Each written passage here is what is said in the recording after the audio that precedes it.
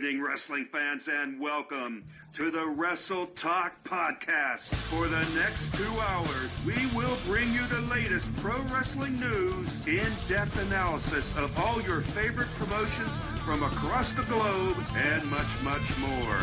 We will also bring you exclusive interviews with the greatest professional wrestling personalities on the local, national, and international levels. If you want to follow the Wrestle Talk Podcast, check us out online at www.wrestletalkpodcast.com. You can also follow us on Facebook, Twitter, YouTube, and Instagram. And now, it's time for the reigning, defending, undisputed leader in pro wrestling podcast, the Wrestle Talk Podcast.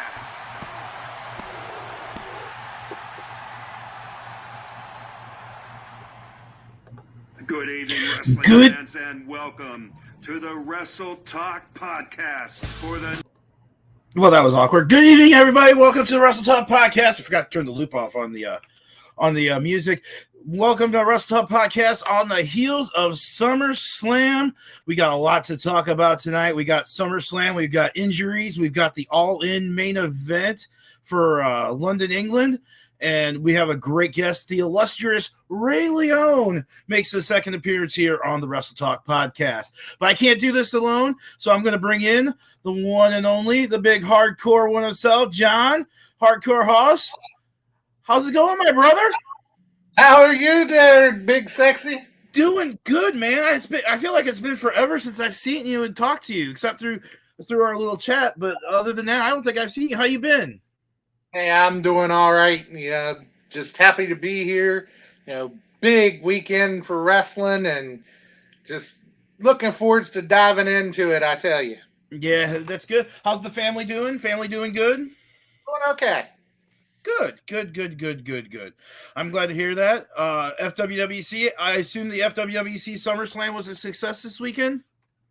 Oh, yeah. Had a real good one, and it's actually still not over yet, because that El Matarata and Ace, they still got to go to Sudden Death Friday night. But, we had some titles change hands, and it was all around a good time.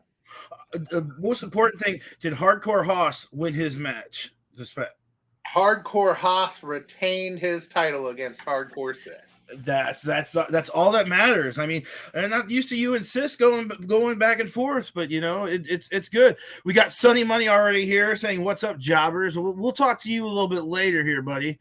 And he wants to know who booked Rey Leon. I don't know. Apparently, contractually, we were obligated to have him back on the show.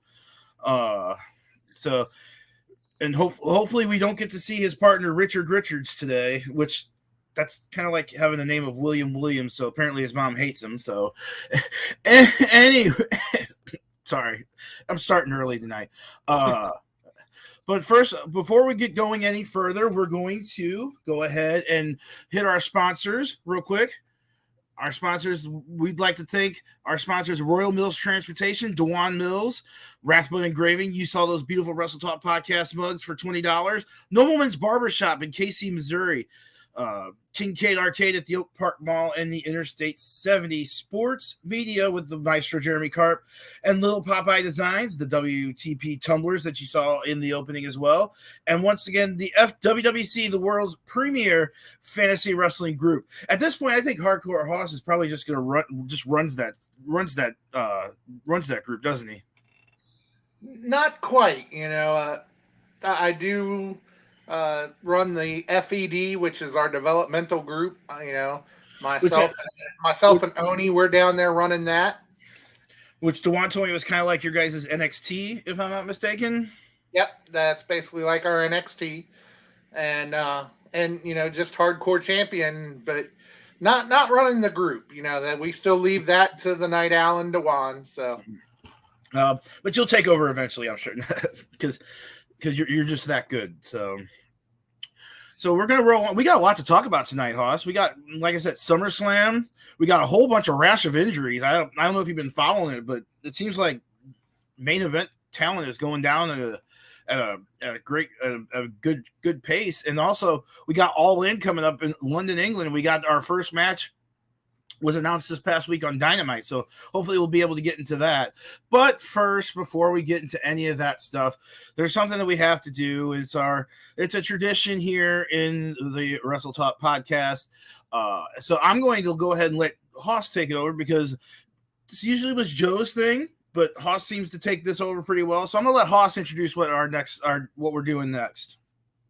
Yeah, that's right, ladies and gentlemen. At this time, if you could please remove your hats, place your hands over your hearts, and pay homage to the best country around. That's right, ladies and gentlemen.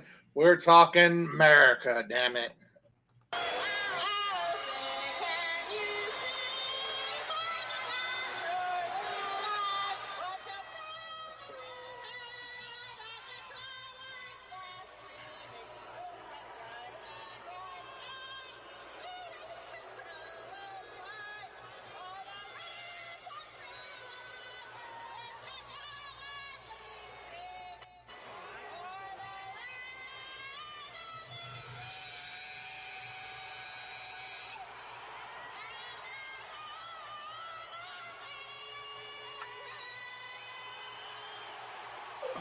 Oh, Brings a tear to the eye every time, I tell you. And never gets any better, does it?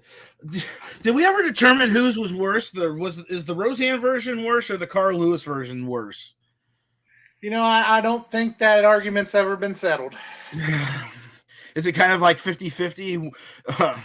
Half 6 in one hand, half a dozen in another, something like that. So I believe so. So if you're watching us tonight, make sure you leave us a comment. We'll try to throw it up there. And if you're in any kind of a group and you get the link in the group, make sure that I believe it's enable permissions so we can see your name up there and you don't come up as a Facebook user. We had that problem a couple of weeks ago with people not clicking that enable permissions. So, but we want to give you credit.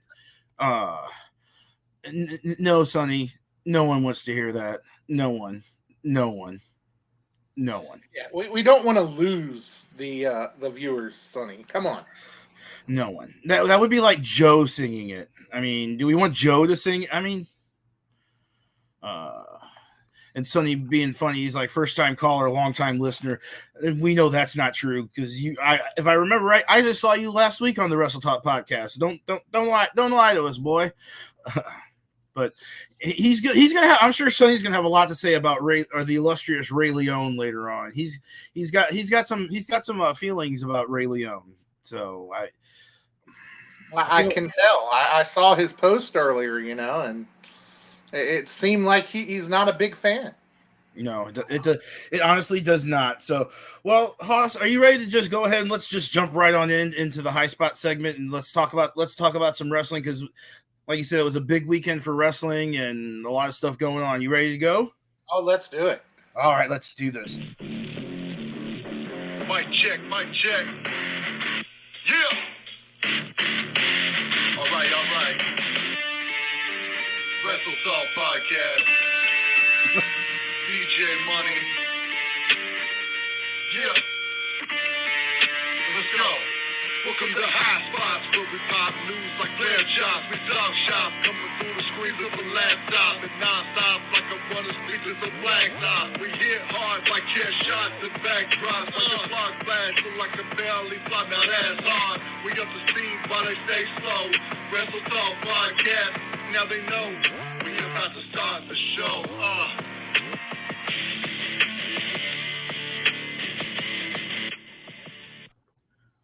Well, that tune always hits hard, I tell you. Well, wrestling fans I love DJ Money, but wrestling fans, you know what we like to do whenever we do a high spot segment. We send it out there random. However, someone just popped on backstage, and I think you'd be very interesting to talk to him. As soon as he gets his camera, he's ready to go. Ladies and gentlemen, one of the OGs of the WTP. Well, what's going on, fellas? It's Nightmare Jones. Nightmare Jones, how you doing? I'm doing good. How are you all?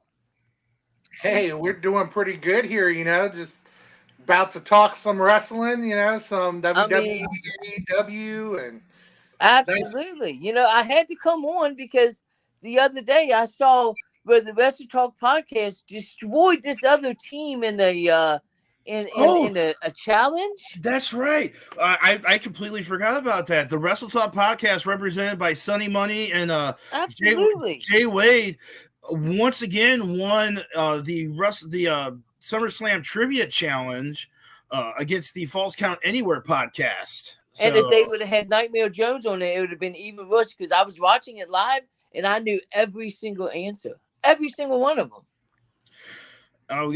We got a couple of people here. Assad saying Nightmare Jones in the house. Sonny Money. Shout out to Sonny Money. Yeah, I mean, so Joe, you want to join us and talk to us about some wrestling about this past weekend and everything? Absolutely. Let's go ahead and talk about this. All right. Well, we're going to fire up the random. We do this randomizer thing. So got a little different format. We got some pictures to show you before the questions. So let's go ahead and throw up that randomizer.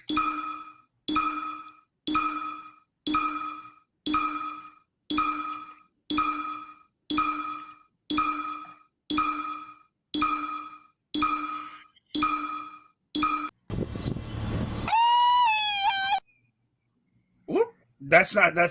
Sorry, the randomizer. I think it broke. It didn't want to stop. So let's go ahead and talk about this. Cody Rhodes. So here's the question about Cody Rhodes. Cody has stated he stated on a podcast that he didn't want to face Seth, and at the press conference he doesn't want to face Brock again. Do you feel Cody has earned the right to pick his opponents? And I'm going to go ahead and start with Haas. That's kind of a tough one because I feel like, he's such a fan favorite and everything. From that standpoint, the fans just want to see him, so whatever it takes to get him on. But with the short amount of time he's been back in WWE, I don't know that he's earned that right in WWE to stipulate, I want to face this person, I don't want to face this one. He take what you get when you come back. I agree. Nightmare, what you got? I want to go in a completely different direction. I believe he absolutely has earned his right to say who he wants to face and who he doesn't want to face. Cody Rhodes isn't just a regular wrestler that has that just started in the WWE. He's done just about everything you can possibly think of. He's been a champion in New Japan. He's been a champion in Impact Wrestling. He's been a champion in AEW. So he absolutely has earned that right to be able to say, this is who I want to face. This is who I don't want to face. Now, obviously, it's up to management to decide who he gets to face. So it's only going to be a matter of time before we see. But could we see Seth Rollins against Cody Rhodes? Probably not, since Shinsuke Nakamura turned on him last night on Monday Night Raw. So we'll have to see. What direction does Cody go in now? I mean, he's taken the one thing I've never understood is why they never really explained to us why Brock attacked Cody after 39. I don't get it. I'm sure they're going to tell it down the line, but it's where Cody goes next is he's still going after Roman Reigns. He still needs to get that title to complete his mission. So he still needs to face Roman Reigns to beat Roman Reigns for the title, which probably is going to happen at WrestleMania. Yeah, as a matter of fact, the question was asked, who's next for Cody and where is he going from here? And he said he wasn't quite sure who he would actually face next, but if it was up to him, he's always said he wants to finish the story. Yep. And everybody knows what story he's talking about, and the story was started and never ended. So that's where he wants to go, but is that where they're going to take him? Who knows? And honestly, I cannot recommend the documentary Becoming the American Nightmare on Peacock, on the WWE section of Peacock. It is a really excellent documentary. It goes, and they, believe it or not, they do talk a little bit about AEW in there. They talk about when he started AEW, and then it ends at WrestleMania. So they didn't explain why he lost, but they ended it at WrestleMania. It was really good. It's about 2 hours of watch time, but it went by really fast. It was really good. I highly recommend it. I'll check it out. Yeah, I've been wanting to watch it. I just haven't had the opportunity to sit down and watch it yet.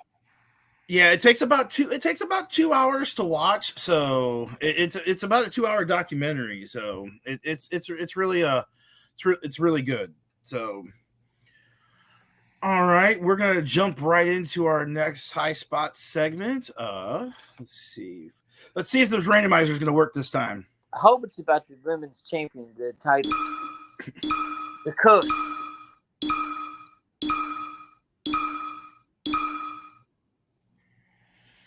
Let's see. We're gonna go. Where'd it go? There we go. I lost the randomizer page. SummerSlam. We're gonna just talk in general about SummerSlam, because considering that was the event we just came off with, and the question is, what match at SummerSlam do you feel is the most intriguing, and what do you feel was the biggest flop? The biggest flop I'll go ahead and start this off. The biggest flop for me was the women's championship match. I was not interested in that match. Oh, see, that wasn't the match I thought you were going to go with, but okay. No, I was not interested in that match whatsoever. I didn't want Bianca to win it. I didn't want Charlotte to win it. I would have been happy if Asuka won it. So for Io Sky to win the usual cash in, I was insanely happy about that. Other than that, SummerSlam was actually a pretty good pay-per-view, like from top to bottom. It was a good pay-per-view. But I did call Jimmy Uso, Carson J. Uso, the title. I said that's what they're going to do, because at WrestleMania it's going to be Uso against Uso. Yes. I would say we'll get to the best match of the night here in a second, but I will tell you the match that I did not enjoy, and this is going to come as no shock to anybody, was Ronda Rousey versus Shayna Baszler. It was an alright match. Couldn't get into that match at all. I don't know if it was because of the MMA rules or what. I just couldn't get into it. Hoss, what was your biggest flop of the night? To me, one of the biggest flops of the night was the Royal Rumble.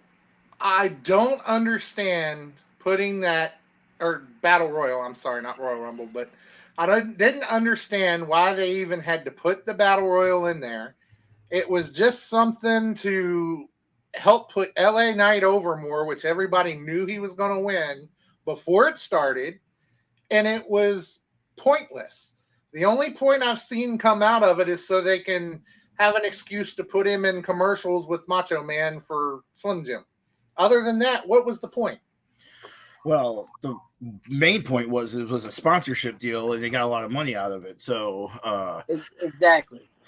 But it was also to get LA Knight, your most over character on the card.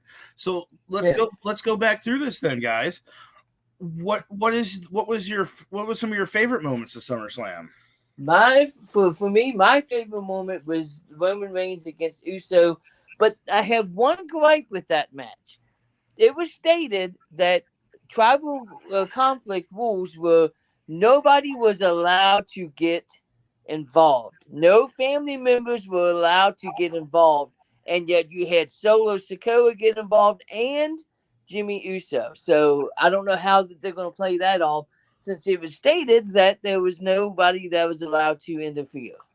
So you mean the WWE just didn't follow their own rules? So basically, they stated that in tribal conflict that nobody was allowed to interfere, and yet they still had people interfering. I can agree with that. But they also did say no disqualifications. So yes, Well, what are you going to do when somebody does interfere? You can't disqualify them. Yeah, you make a good point. You make a good point. Now my question is, where does Roman Reigns go next? Who's next for Roman Reigns? Well, we might not know that for a while because we might get a chance to talk about it later. But apparently, he came out of the SummerSlam match a little banged up. So I mean, think about it. The Royal Rumble, Roman Reigns puts up his title against the Snitch at the Royal Rumble. Oh God. No. Why? Stop saying that name. You're gonna will it into existence. He's gonna show up. You know I'm a huge Snitch fan. You know this. I know you are. I mean, I know you are. I'm the only person that has a Snitch T-shirt. And I will say the Snitch has had a whole bunch of successful defenses. So against some of the top talent here in St. Louis. So I am a Snitch fan and I am a Mikaze fan. But there's only one reason why I am a Mikaze fan. It's because he tried to set Chris on fire. Yeah, and I'm not saying he's not doing that anymore, but we shall see. Haas, what was your favorite moment of SummerSlam? I think the best match was Roman's match. I think they did a real good job putting that match on, and I think it went over quite well, actually. Even with all the outside interference and everything, I think it all worked into it. I mean, you kind of knew it was going to happen because with no disqualifications, you knew Solo wasn't staying out of it. Right. And, so you knew there was going to be outside interference. But it all worked out, and I think that was the best match of the night, honestly. I would agree with that, too. Storyline-wise, that was one of the best matches of the night. You can definitely say that Logan Paul and Ricochet was a top match. And can we just honestly say Logan Paul should not be this good this soon? And it's not just wrestling; it's everything. It's his mannerisms in the ring. It's his working the crowd, working the camera. It's just he's just too good. I don't know if maybe it's just his entertainment background, but yeah, it's good. He's good. I don't know what your guys' thoughts on Logan Paul is. So I'll let you guys talk about that. I think Logan Paul is a phenomenal athlete. Like he is just one of these guys that is just naturally good at everything that he does. And I'm glad that he's taking this, professional this wrestling seriously. Like, he trains, it was a very, very good match. I will say it was what you call a spot match where they had, multiple different spots, but you knew that was going to happen. It's a Ricochet match. Right. And I mean, do you guys think that the match is going to help Ricochet go down the line? Possibly. Haas? I mean, I could see some places it could help him. And I could even possibly see eventually if they keep playing out stuff like they did at the pay-per-view, I could see him getting upset with losing and, kind of turning heel. But it remains to be seen exactly what's going to happen. Exactly. There's another thing I want to talk about from SummerSlam, and it's what wasn't on SummerSlam. And I'm not going to kick up the randomizer right away on this one because it kind of goes into our SummerSlam talk, and I'm going to put a picture up for everybody. I want to talk about Rhea Ripley. Mm-hmm. Do you think it was disrespectful to Rhea Ripley to not be on the SummerSlam card? Who's she going to face? Who would be a Ripley face? I mean, is that your answer? I mean, that's what I'm asking. I'm asking who from Monday Night Raw would be a Ripley face, because the only person that she could potentially face would be Raquel Rodriguez, and they did an angle where she injured Raquel Rodriguez. That's why they couldn't have a match at SummerSlam because of the Raquel Rodriguez injured. Hoss, what's your thoughts on that? Um, honestly, I think that if they had just thrown her in with somebody, that would have been disrespectful. Mm-hmm. Okay. And I don't believe there really right now is anybody that is up to the level of facing her to make it a real good match. Um, but just like Joe just said, they were kind of doing a thing with Raquel, and they had her injure Raquel, so they couldn't have a match with her. But that's about the only person she could have went against. True. So I agree with that. Sonny weighing in on SummerSlam about Ronda Rousey. Ronda Rousey went out of the company with a dud, and he hopes that she never comes back to WWE ring again. I mean, I get it because I've not been a big Ronda Rousey fan, but I don't dislike her. You know what I mean? and see, I'm just the opposite. She's my celebrity crush. Yeah. Sonny's weighing all over the place tonight. Rhea Ripley is arguably the best women's champion over the past decade, and we might hold back on that a little bit. I mean, but she's very good. And then he also weighed in flat out disrespectful that Rhea wasn't on the card. So, especially with how hot Judgment Day is at the moment. So, Right. So Joe, I'm gonna Pete. I remember you mentioning something about this, so I'm gonna throw up this picture, and that's gonna be our next high spots topic. We're gonna talk about. Yes. The curse of the women's tag team championship. It seems that anybody that gets that title, one of them gets injured. Becky Lynch and Lita had that title. What happened? Lita got injured. Raquel Rodriguez and Liv Morgan got that title. What happened? First time in her career, Liv Morgan got injured. Chelsea Green and Sonya Deville won the tag team titles. What happened? Sonya Deville is out with an ACL tear. Well, and Ronda and Shayna actually were supposed to have gotten them sooner than they did, but then Ronda got injured. Right? So it's literally the curse of the tag. It's like as soon as Sasha Banks and Naomi dropped those they dropped the titles. The titles became like injury prone titles. There's like some black magic voodoo on these titles, right? Or something. I mean, it's not. I don't know. I don't get it. It seems like like you said, we're having a tournament all the time about we're having a talk about these titles all the time with having tournaments or battle royals or just matches. We're gonna have to figure out what's going on. So I mean, should they hold back on what's the word I'm looking for, on filling those titles for a while and see what's going on, or what?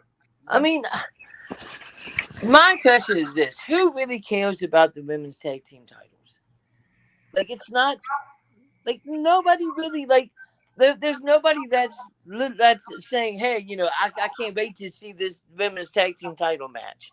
Like, they're just nobody really cares about those titles. So would you be in favor of, if they get rid of the women's tag titles? Would you be in favor of getting a secondary women's title? Exactly. I would rather them get rid of the women's tag team titles and bring up a women's intercontinental title or something to that effect. I think that would be so much better than the women's tag team titles, because let's be honest, how many women's tag teams do we have right now in WWE? True tag teams, not a whole lot.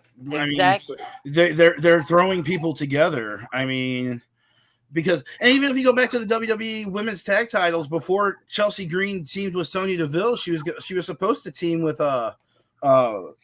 But then Carmella got pregnant. So yeah. Well, and And remember too, they've now put the NXT women's titles. They've unified them with Right. those. Yeah. So if nothing else, send them back down to NXT and just let them stay down there for a while, and then see if anybody cares about them after that. And I'll state it here: NXT has the most dangerous parking lot in the wrestling business today, because it seems like everyone gets jumped in the parking lot at the NXT at NXT.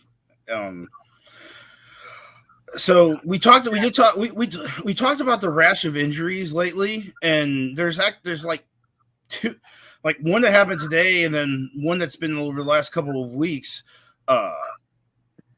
Roman Reigns. We just found out today that Roman Reigns is possibly injured. We don't know the extent to what his injury is. Know that. Yeah, it came out. He was hurt in the early stages of the tribal combat match. The extent of the injury isn't known. He is going to be at SmackDown this week. He wasn't scheduled for any shows for a while, which doesn't really surprise me. But where is this Bloodline story going to go now? If Roman is actually hurt, does it end with a puff of like no smoke? That is a very, very, very good question. I think that if it was an injury where he had to vacate, he had to vacate the title, that it would be, they would have said something. So who knows? Who knows what's going to happen? They could play it off where Roman Reigns comes out on SmackDown, says, "Hey, you know what? There's nobody here that is on my level. I beat everybody here," and then just take leave for a couple months and comes back at the Royal Rumble. We got Renee. We got the Night Owl in the house. Night Owl. Night Owl's in the house with his que pasa, and you know what? That's good. That's gonna get a special treat.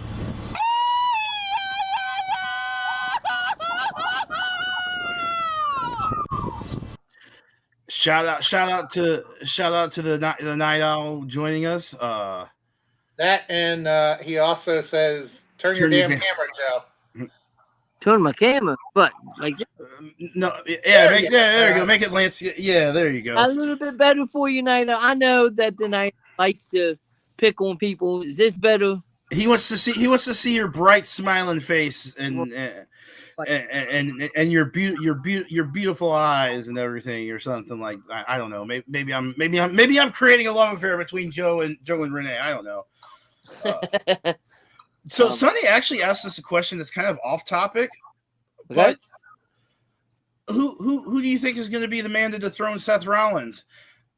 And Damian Priest. Before we go there, how ridiculous were those boots last night on Raw? Those mischief croc boots. Seth Rollins is the man that is known for the most outrageous outfits that you could possibly think of. I mean, when he faced Cody Rhodes in the Hell in a Cell, he came out wearing a polka dot outfit just to make fun of Dusty Rhodes. So those boots were absolutely outrageous, but it's because that's just how Seth Rollins is. So you think Damian Priest is going to be the one that?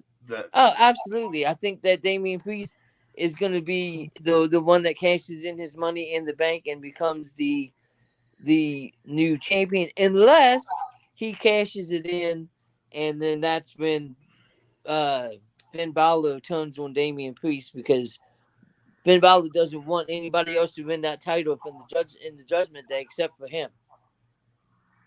I mean, I could see. I was gonna say Finn Balor.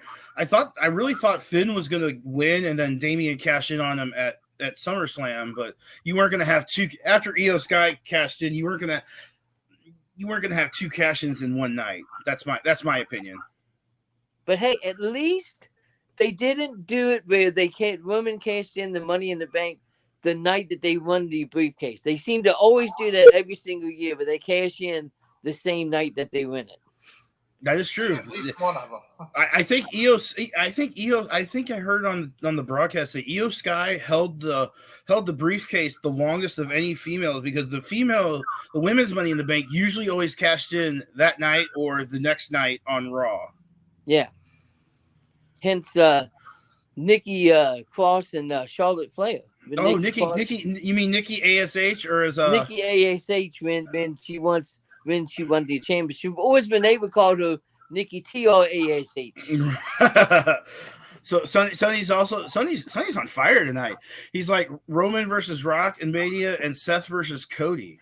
Rock's not coming back. I'm sorry. I hear that all the time. The Rock is not coming back. The Rock is making too much money making movies, and he doesn't want to risk getting injured. Well, but right now he can't make movies because of the whole strike thing, you know? Yeah, but still, the Rock has stated that he's not coming back because he's not ring ready. I mean, he could be getting ring ready now, because I mean, what else does he do? He can't. With the strike, he can't go out and promote. He can't promote movies. He basically can't do anything, and the writers and the actors are on strike. So right, who knows? But yeah, I have a feeling that eventually the one that will have take it off of Roman will be Cody. Now, how they're going to do that with them on two different shows, who knows? But I have a feeling that, Cody's adamant. He wants to end that story, and he is adamant he doesn't want to face Seth again. So I'm sure that he'll probably end up there. Sunny Nightmare, your hair isn't coming back. The Rock is coming back. So we got some shots being fired across the bow here. And he also said that The Rock's going to need to promote WWE to promote XFL. I don't know if they have a working agreement, but I mean, I could see it. I could see it. Yeah, definitely. It's something that can be done, and you never know. And go ahead, Joe. Yeah, I was gonna say, SummerSlam was all great, but I'm more excited about this Saturday because WDWA is having their Berkeley Mania this Saturday, and it's something that me and John Haas hold near and dear to our hearts. Oh, yeah, that is going to be a very interesting show. We've got a ladder match for the for one of the titles. We've got a barbed wire cage match. Oh, a barbed wire. That's interesting. I don't think you've seen that a lot. Will there be a taser? Will there be a taser going off on your body? No, because I'm not a referee yet. So no, I'm not going to be getting tased. I know how much that you want me to get tased, but no, I'm not gonna end up getting tased. But my question to John Haas is, what are you going to do this Saturday when Beastman becomes the WDWA heavyweight champion? Not going to happen. You don't think so? Not going to happen. I mean, if Mike Radish has anything to say about it, it could happen. Well, he's got to get through that barbed wire cage first. Yeah, you never know. Maybe Mike Radish will have the referee paid off. Well, we know we know referees up there do like to take payoffs, because I've heard allegedly that you've taken some payoffs. Absolutely, Hot Pockets, McDonald's chicken nuggets. And it's funny because he said he was a fan of the guy who tried to set you on fire, and well, you're a fan of anybody who tases or slams Joe. So, yeah. So maybe I do earn some of this. I don't know. I would like to think I'm a nice guy and don't cause any problems whatsoever. But I do have my surgery on Tuesday, so after this Tuesday, I should be able to be back into the ring as a referee again. Nice. What kind of surgery are you having? I'm getting everything reversed. So okay. He's becoming a woman. I'm becoming a woman, exactly. I'm going to name myself Josephine. I identify as a woman now. Well, Joe, we got one more. We got a couple more questions. Let's talk a little bit about. We talked a lot about the WWE yet because we also got Kevin Owens and Sami Zayn. They're out with Kevin Owens is out with a rib injury. And did you see that elbow? His elbow, Sami Zayn's elbow on Raw last night. Yeah, I saw it. It reminded me of it's like 2012, I think, or something, with John Cena and that elbow. He got bursitis in it, and it like puffed up and just looked nasty and painful. What do you think they should do with the WWE tag team titles? Should they split? Is this the time to split them? Just keep it on them because it's not like they're going to be out for a lengthy amount of time, so they don't have to drop their tag team titles. Sonny throwing Sammy's elbow looked like the top of Night Owl's head. Wow, man, Sonny's throwing shots tonight. But Sonny's off camera, so Sonny. I don't know if Sonny's man enough to make these on camera. I mean, he's gonna pop in here and all of a sudden, and he's gonna start going off. So, but maybe it's not a curse of the women's title. Maybe it's just a curse of WWE titles in general. Well, fellas, it's been a lot of fun, but unfortunately, I have to step out. So you all have a great night tonight. It's been a lot of fun. We'll do it again. You're always welcome for High Spots anytime you want to come in and join. Good luck on your surgery on Tuesday. We will make sure that Big Daddy P knows what you're going through. So, all right, peace. All right, see you, Joey. Well, we do have one more question as we wait for Big Daddy P to join us here backstage. Hopefully he will join us here soon. We're going to talk about All In over in good old England. Well, I pulled the Eliminator title match because I thought it was the All In graphic. That's my bad. What do you think of the MJ? What do you think of this whole MJF Adam Cole storyline? In general, but what do you think of it? Them being best friends? I think Adam Cole is just playing the part until he physically gets in the ring for that title shot. Once he gets what he wants, done. So you think that now since he's got his title shot, something's going to happen, that he's going to do something dastardly? Because I mean, if you notice the hug between the two, it wasn't the first time he's done that little like knife in the back thing. He did it with Roderick Strong in NXT. So, they like to play the whole callbacks thing. So yeah, I think once those two, once he's officially getting in the ring with him and everything. I mean, I know they've announced the match, but once there's no way for MJF to possibly get out of it, then, Cole's going to show, hey, I never liked you anyway. I just wanted to get my shot again. But you do have to kind of admit they are very entertaining as a team. You know what I mean? They are entertaining. I don't see them staying together. I really don't. They have really good chemistry together. At least that's what I think.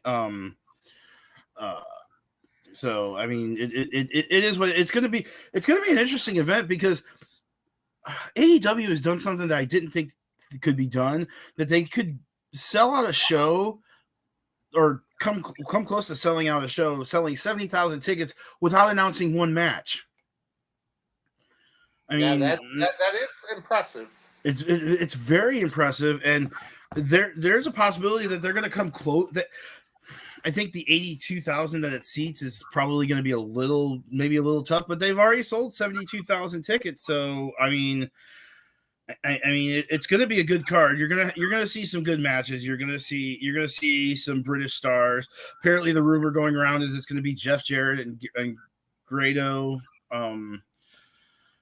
Jamie Hayter was supposed to be in the women's title match, but it looks like it's now going to be Shida and I would guess it's going to be Saraya, because of the England thing. Are there any matches that you'd like to see over there in London? I'm really not sure. I have been watching AEW sporadically. I haven't been paying as much attention as I would like to lately, but I'm not sure of any real match I would like to see. But it should be interesting. I have seen a lot of this MJF and Adam Cole going on, so that match should be interesting. Yeah, and I was real worried. I was real worried about AEW Collision's ratings for this past week since they butt up against SummerSlam, but they didn't do. They did a lot less than they normally do on a Saturday night, but they didn't do exactly terrible. They did 417,000 viewers, which I think is pretty good for being up against SummerSlam. Oh yeah, definitely. I had wondered how they had done. And I DVR'd it, and I was actually watching it a little bit before I had to get ready for the show. So I'm definitely going to go back and finish watching it tonight and everything. But apparently everyone says I should watch the Ricky Starks CM Punk match, and CM Punk. Okay. We have to talk about CM Punk for a second. I know it's not an official high spot segment. We're waiting for Big Daddy P to come on in and join us here in the next few minutes. He should be popping in here any minute. Are they running the exact same CM Punk angle that they ran when he won the title from Cena in Chicago? I never thought about that. Because it's like he's got the real world. It's just, I like CM Punk, but he seems very toxic backstage. I don't know. I've never met the man before, so I can't call. I don't want to call anybody toxic. That's not super toxic. You know what I mean? Yeah. But it seems to me that they're running similar angle. Are they going to? Is it going to eventually be MJF versus CM Punk for the AEW title? Because apparently CM Punk said it's a title he never lost. So, I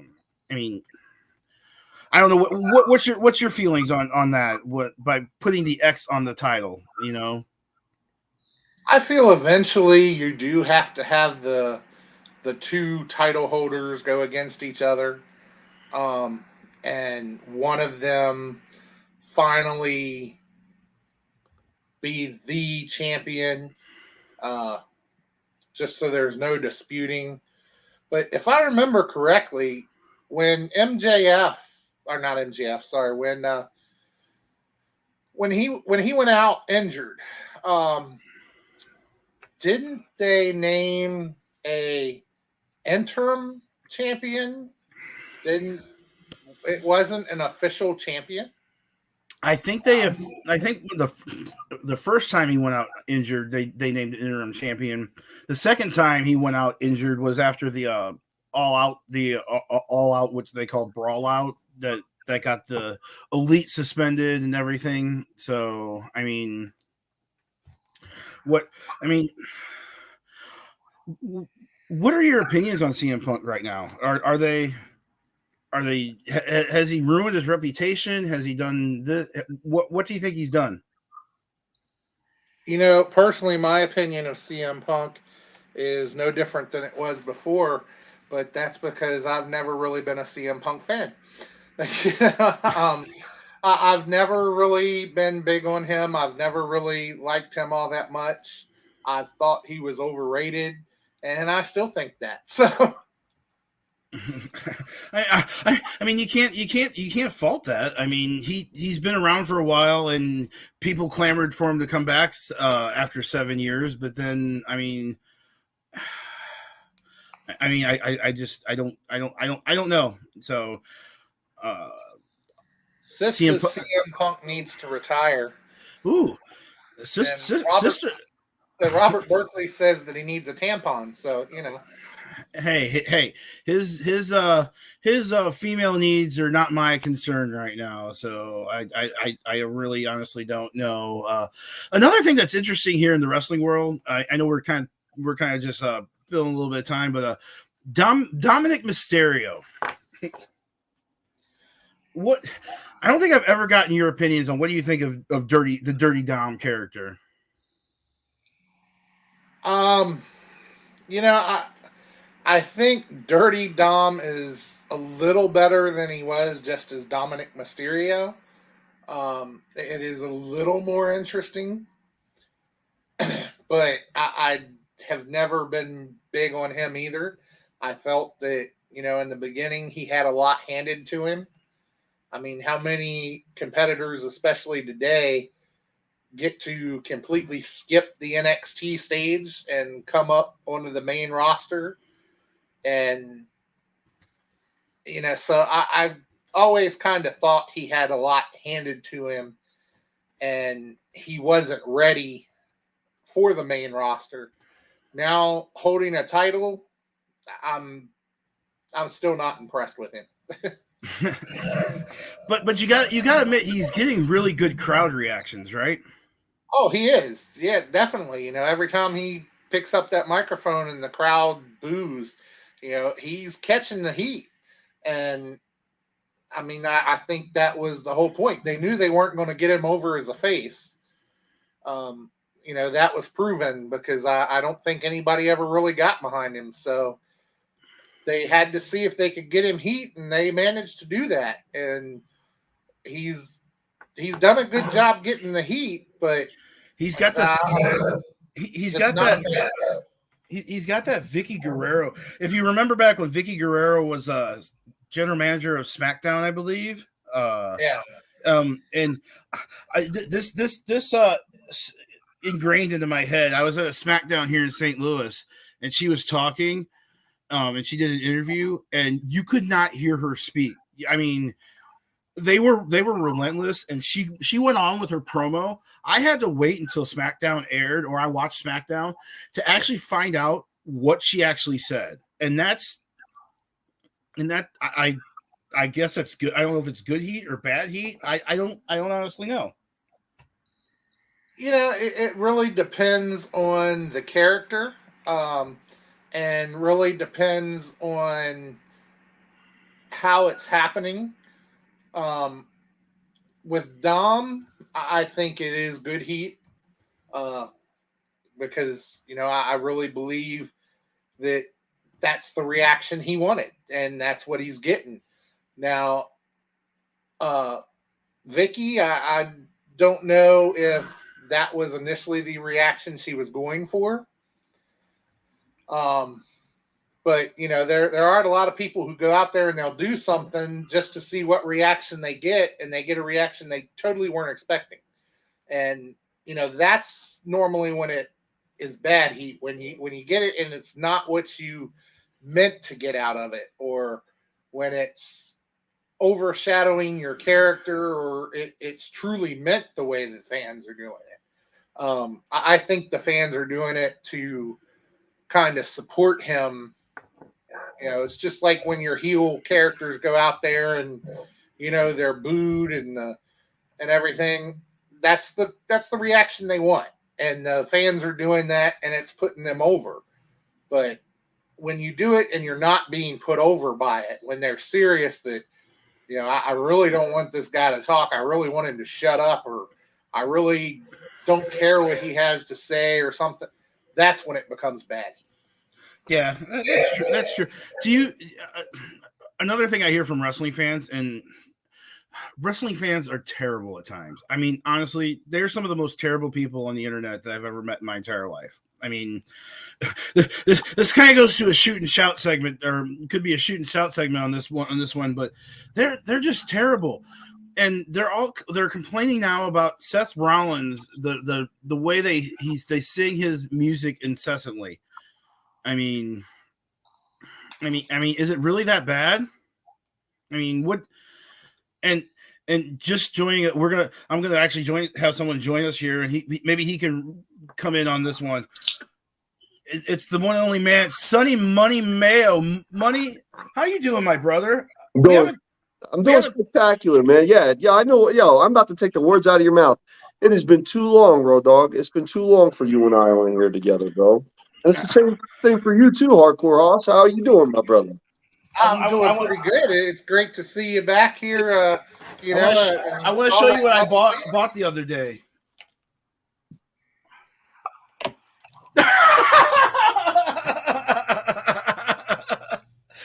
It's a Quick Trip. He said Quick Trip pizzas are. I hope he comes. I know he's just kidding. He's going to come back on here in a minute. So, we need to go ahead and acknowledge. Hopefully, Sonny comes back on. Hopefully, I didn't make him mad. He doesn't want to come back. But okay, he came back. Listen, I'm telling you right now, because I already have to put up with that stinking bum from the Empire over here in XWE and the KWA. Road Dogg, you're only 4 hours away. I will come to St. Louis, bro. I will give you a John Moxley DDT and some barbed wire if you put that trash ass pizza on this podcast again. I'm not kidding. I knew it was gonna. I knew it, I saved that box because I knew we were gonna be on together, and I was like, yeah, I devoured a pizza over a couple of days. So I think, yeah. I mean, I'm trying to have a good time. I got my buddies Frank and Dean back here. I was gonna say, I like that picture behind you. Is that Frank Sinatra? Yeah, they were friends of mine. I used to run around in Vegas with them back in the '60s and stuff. So that's another time, another story. You look good for being that old. Thanks, bud. You know what I mean? I'm an old soul, but that's that. This is now. We're on Wrestle Talk. I got my Wrestle Talk mug here. Soda. We're not on coffee. We're not. Here we go. See what I'm talking about? Stinking Empire, bro. Stinking Empire. Listen, if it wasn't for the contractual obligation to bring Rey Leon on tonight, or Leon, it's Rey Leon. That's how I read it. That's what I'm going to freaking call him. I just don't understand this. It's a contract. He's got to come on Wrestle Talk. You two, unfortunately, have to hear him tonight. I mean, it couldn't have been Night Owl and maybe Alpha. I think it would have been a better, let them hear it. You guys are great hosts. This will be my second time interviewing Rey Leon. So that's too many, bro. That's too many. You know what I mean? The last time he had his mouthpiece, Richard Richards. Dick. Dick. Or as me and Renee call him, Dicks. So Dick. Yeah, Dick. So before we be nice, gentlemen. Oh well, I use that term loosely. Here's Hoss going, because Hoss always gets on me for my love for the snitch. I mean, apparently I don't, but so I mean I don't know. So we need, before we bring on, we got Big Daddy P backstage. He'll be there in just a sec. He'll be here in just a second. But we do have to do our sponsors here. So let me get up here and take care of it. One of you gentlemen want to take this? Let me hit this one. It's been a while. Wrestle Talk Podcast would like to thank all of our great sponsors: Royals Mills Transportation. Shout out to my brother Dewan Mills. Raft Bun Engraving. Get your Wrestle Talk Podcast mug just for $20. I've got mine. Nobles Men's Barber Lounge and KCMO. Kincaid Arcade at Oak Park Mall. I was just there Sunday with my family. Interstate 70 Sports Media. Little Popeye Designs, where you can get your Wrestle Talk Podcast tumbler. And the world's premier fantasy wrestling group, the FWWC. They just had SummerSlam this past Sunday. If you weren't a part of it, then you flat out missed out. You need to be a part of it. It is the premier fantasy wrestling group all over the world. So and shout out to all of our sponsors, because if it wasn't for our sponsors, then we couldn't have crumb bums like the Empire come on Wrestle Talk Podcast. And, so thank you to our sponsors. Sorry for the guests. And Hardcore Hoss won his match at SummerSlam. So just so we know, Ain't my hardcore title, but And Rodell, did you notice who is not in that sponsorship list? No, I did not. Who? Quick Trip Pizza is not in that sponsor list, so don't be showing it on the screen to advertise them, please. They don't Yep. pay the bills. Bro, if you get on MSNBC, and you DVIR it, you will see the stock in Wrestle Talk podcast just trickle down, in those 3 to 4 seconds that Road Dogg had that Quick Trip Pizza. I mean, it's true, dude. Listen, this ain't a shooting shout segment, so I'm not going to get too started here. But bottom line, Quick Trip is trash, flat out. It's trash. That's it. That's all I got to say. Quick Trip's trash. All right, but we're going to move on to our next segment here. We're going to bring on our Snippets of Truth segment. I know Sonny always likes this segment. Also, this is one of our favorite segments of the week. So I'm going to go ahead and he's got his own intro music. So we're going to go ahead and kick this up.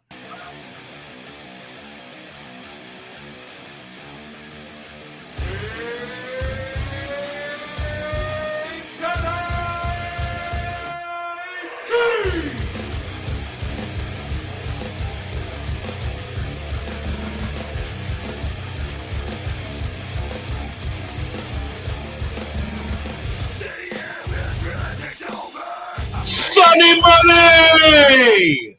Big Daddy P. What's up, baby?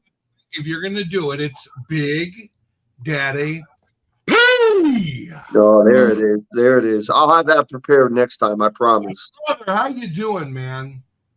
We're good. We are honestly good. As it's been known, I think publicly, I lost my oldest son, Nicholas, back on June 29th. So we're going through a process with this whole family here, the good, the bad, the ugly, and everything in between. But you know what?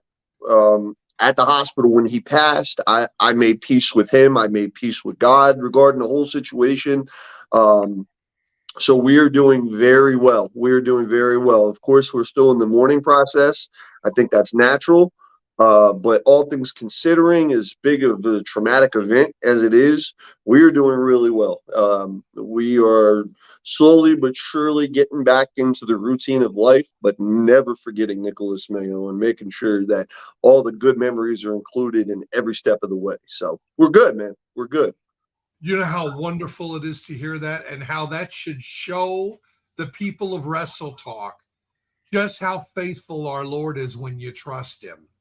Even though you might not have the facts, even though you might not know all of it, what you do know is that you have to continue on. And I think that's the most difficult part. I lost my mom at 7, dad at 17. I've lost multiple friends who are dear to me, brothers, sisters to me, never a child. So I can't honestly say that I understand that.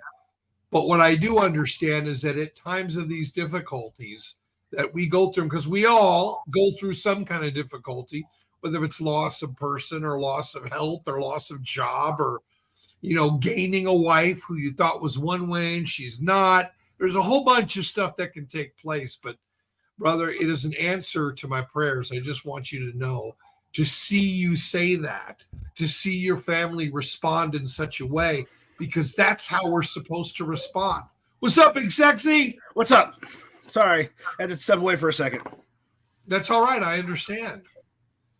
Just to kind of fill you in, we were just giving God the glory for the peace and joy that he's brought into Sonny's family's house, especially during the times of what he went through. I mean, a lot of people, it takes, and I mean, realistically, man, birthdays, Christmas, right? That has to come and go. And, you got to bump through that. But you just need to know, Sonny, that and no matter what the future holds for your family, you just keep going, keep being that light, keep being that positivity, because you are going to run into somebody who's not going to know how to get through it. And they're going to ask you, man, how did you get through it? Yep. It's just the power of prayer, man. Just a quick little backstory here. I lost Nicholas's mother when Nick was 3 years old. She was only 24. Same circumstances, Marfan syndrome.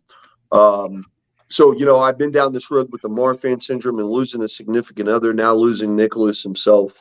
And then, just Sunday, I was scrolling through the Facebook page, and a friend of mine lost his son. Very similar circumstances at home, right in front of him, kind of like what my circumstances were.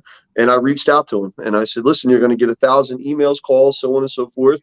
Two things: one, my inbox is open 24/7, and two, just continue to talk to God and pray, and that's all you can do, man." And honestly, Sonny, I don't know how you're staying so strong, because if it was my kid, I mean I would be. I don't have any kids, but I would be. I knew how I was when my dad passed away. So Right. and he was 60 something. So Right. I mean, and going through what you went through, you've been so strong through this. I know you've been hurting, and I've Sure. reached out to you a couple of times, that just giving words Sure. of encouragement. So When you lose a child, you lose a piece of yourself that you'll never ever get back again. I will never get that back again. I left a piece of me at that hospital when I walked out on June 29th. But as I stated to Big Daddy P there, I made peace with God. I had a conversation with God. I had a conversation with my son. This is how life was supposed to go. Whether I liked it or not, there was nothing that I could do about it. Nothing at all that I could do about it. Nothing that any of the doctors could do or anything. We cannot turn back the hands of time. This is what happened. This is the facts, and this is what happened. And what I think is cool, even in the wrestling community, because you don't see it enough right now in the wrestling community, was CSWA when they did that special match for Nick. So I haven't been able to say this over any type of social media platform, video wise. I've made multiple posts about it, but and I've reached out to him. I've reached out to him through DMs, but I've also said it to him in person at the CSW show. But I want to be able to officially say it here on Wrestle Talk Podcast. The biggest thank you, of course, goes to every single person. All three of you guys here tonight reached out to me personally. I've had such tremendous support.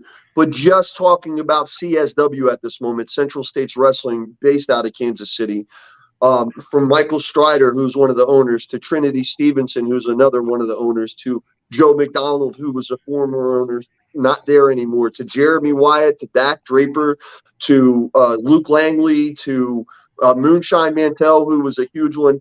All those guys they just showed so much support, so much love, and so did a lot of other wrestling companies around, and not to discredit them by no means. But to Michael Strider, one of the owners of the company, a guy who I've seen leave blood, sweat, and tears in the independent wrestling scene in Kansas City for the past 20 years. He's now an owner at CSW. He reached out to me and wanted to make sure that I was okay with it, there being a Nicholas Vincent Mayo tribute match. And I said, man, absolutely, absolutely. And he asked me what match would I like for it to be. I said, your pick. And he picked the Howlets versus Miracle Violence Reborn. I don't think he could have picked a better match to do that. But where he surprised me in this element is I got to the CSW show. I seen Michael Strider helping around the ring area. I gave him a big hug. I told him thank you. He said, hey, we're starting off the show with this match, and I'm going to start off the show with an announcement. During that announcement, and again, this is something that I didn't know he was going to do, he announced that with CSW, every single event in the month of July, they will have a Nicholas Vincent Mayo memorial match. So every July of every year, they're going to have a Nicholas Vincent Mayo memorial match. So, I mean, massive thank yous to them. Massive, massive thank yous to CSW.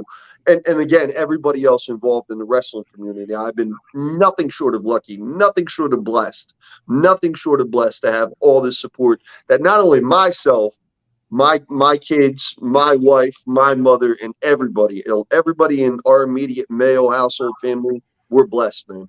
That's awesome. I want to go. Let me go right to that, to a prayer of thanksgiving, if you wouldn't mind. I know we normally don't add things to the section, so I don't want to pray for anybody who's going through something. I will do that after, but I'd like to just take a moment for just a prayer of thanksgiving.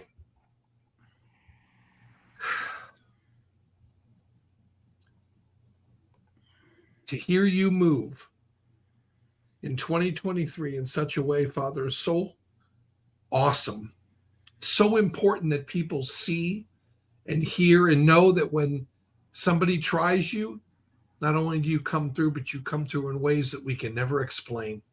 We thank you for your faithfulness and for your love and for the energy and the joy and the strength that Sonny and his family have received from not only believers, but just people around him who love and care for his family and all those wrestling companies. And we just thank you for your goodness and grace.